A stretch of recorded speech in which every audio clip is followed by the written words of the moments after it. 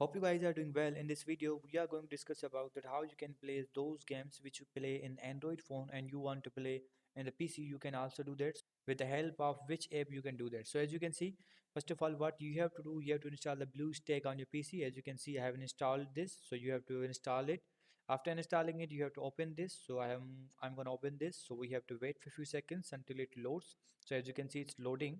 So after installing the BlueStack, as you can see, the BlueStack is open. So I'm gonna make it larger, and now it's on the full screen. So you have to install this. After installing this, you can search the any game or the any app which you play on your Android. Those games, those apps which you play on your Android phone or on your iOS phone, you can also play those all games or apps here. You just have to search for that game. For example, I'm going to search for the Subway Surfer. So you just have to write the name. I'm going to click on this. After clicking on this, as you can see, we have option install an app player.